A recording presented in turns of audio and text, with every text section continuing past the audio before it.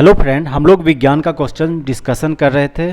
तो अगला क्वेश्चन पे चलते हैं। अगला क्वेश्चन है, निम्नलिखित में से कौन सी धातु कमरे के ताप पर द्रव अवस्था में पाई जाती है। कमरा का ताप जो होता है वो 20 से 25 डिग्री सेल्सियस होता है। और मरकरी एकमात्र ऐसा धातु है जो कमरे के ताप पर द्रव अवस्था में पाया जाता है। तो इसका आंसर क्या हो जाएगा? मरकरी जो होता है सो इसका एटॉमिक नंबर जो होता है वो 80 होता है और इसको हम डिनोट करते हैं Hg से। और मरकरी का यूज हम लोग जैसे थर्मामीटर ये सब में हम लोग करते हैं। ठीक है। अगला क्वेश्चन है, थर्मोसेटलिंग प्लास्टिक का उदाहरण है। सबसे पहले थर्मोसेटलिंग होता क्या है? जब आप टेम्परेचर दोगे, हीट दोगे, तो थर्मोसेटलिंग जो होता है मेटल तत्व वो उसमें स्ट्रेंथ आ जाएगा, मतलब शक्ति आ जाता है जब उसमें आप ताप दोगे। तो इसका एग्जाम्पल है पीवीसी, पॉलीविनाइल क्लोराइड। तो इसका आंसर क्या हो जाएगा? B, PVC. और एक दोस्त होता है क्या, थर्मोप्लास्टिक जो होता है वो उसको जब आप हीट दोगे तो वो सॉफ्ट हो जाता है। और थर्मोसेटलिंग क्या होता है, उसमें स्ट्रेंथ आ जाता है, मतलब ठोस बन जाता है। ठीक है। तो आंसर क्या हो जाएगा इसका? B, PVC.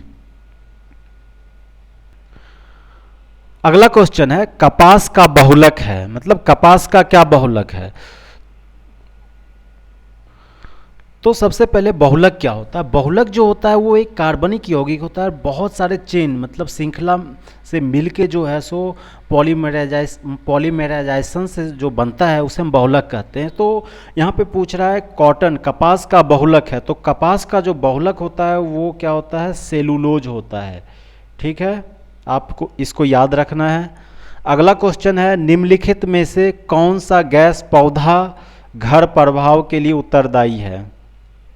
तो क्या कर रहा है? पौधा घर प्रभाव। यहाँ पे थोड़ा लैंग्वेज में प्रॉब्लम है। आप ग्रीन हाउस इफेक्ट हुआ इसका मतलब।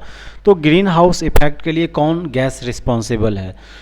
तो ये आपको शायद पता ही होगा, कार्बन डाइऑक्साइड जो है सबसे मेन कारण है ग्रीन हाउस गैस इफेक्ट का।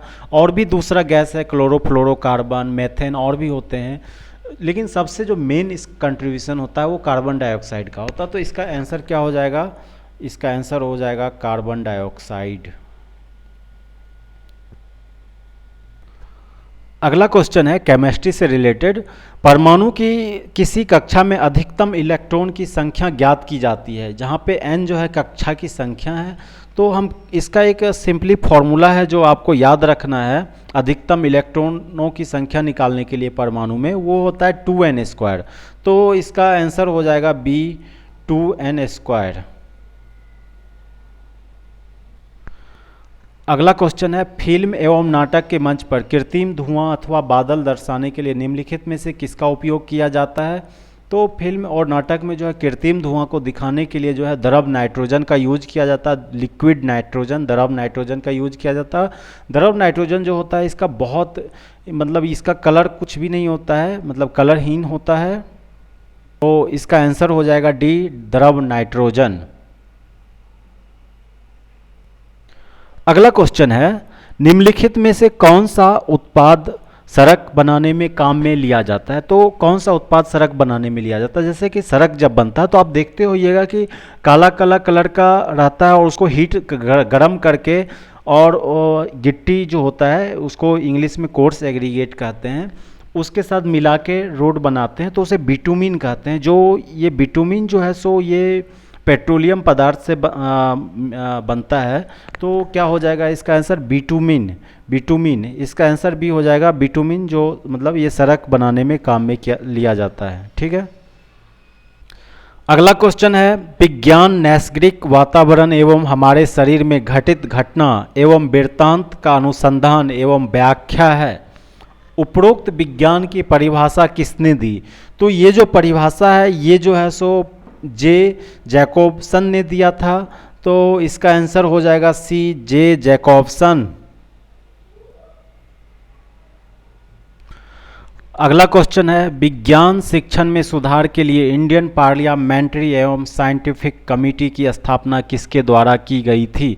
तो ये कमेटी जो है 1961 में बना था, जवाहरलाल नेहरू के द्वारा बनाया गया था। उस समय वो प्रधानमंत्री थे, जवाहरलाल नेहरू भारत के फर्स्ट प्राइम मिनिस्टर थे।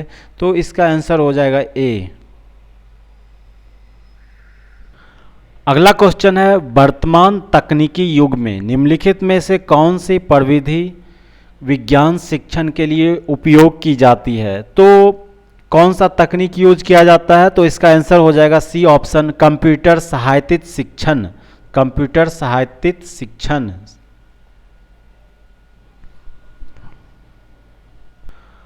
अगला क्वेश्चन है, निम्नलिखित में से कौन सा पद गत्यात्मक उद्देश्य के अंतर्गत आता है? तो गत्यात्मक उद्देश्य के अंतर्गत प्रत्यक्षीकरण आता है, परसेप्शन। प्रत्यक्षीकरण ये क्या होता है? परसेप्शन, ये परसेप्शन सबका अपना अपना होता है। परसेप्शन मतलब ये है कि आप किसी के प्रति, कोई गलत आदमी है लेकिन आप सोचते हो ये सही है, तो ये आपका परसेप्शन है, प्रत्यक्षीकरण है। तो इसका आंसर क्या हो जाएगा? बी ऑप्शन, प्रत्यक्षीकरण। अगला क्वेश्चन है, निम्नलिखित में से कौन सी बाल्य केंद्रित विधि नहीं है? मतलब कौन सा विधि नहीं है? तो इसमें जो है सो बी ऑप्शन है, प्रोजेक्ट विधि, प्रयोग विधि, और लास्ट ऑप्शन प्रयोगशाला विधि। ये सारे जो हैं सो बाल्य विधि हैं, मतलब बच्चे, चाइल्ड लोगों को आप इसके द्वारा आप आसानी से समझा सकते हो। लेकिन ए ऑप्शन जो है व्याख्या विधि, व्याख्या से आप छोटे बच्चे को कोई भी चीज़ को आसानी से समझा नहीं सकते हो। तो ये जो है सो बाल केंद्रित विधि नहीं है, व्याख्या विधि। तो आंसर हो जाएगा ए, व्याख्यान विधि। अगला क्वेश्चन है, निम्नलिखित में से कौन सा प्रोजेक्ट पद्धति का दोष नहीं है? मतलब कौन सा दोष नहीं है पूछ रहा है। तो आप ये 3 ए बी सी ऑप्शन देखिएगा। तो ये सारे जो है सो प्रोजेक्ट पद्धति के दोष हैं। प्रोजेक्ट पद्धति के बहुत सारे दोष हैं।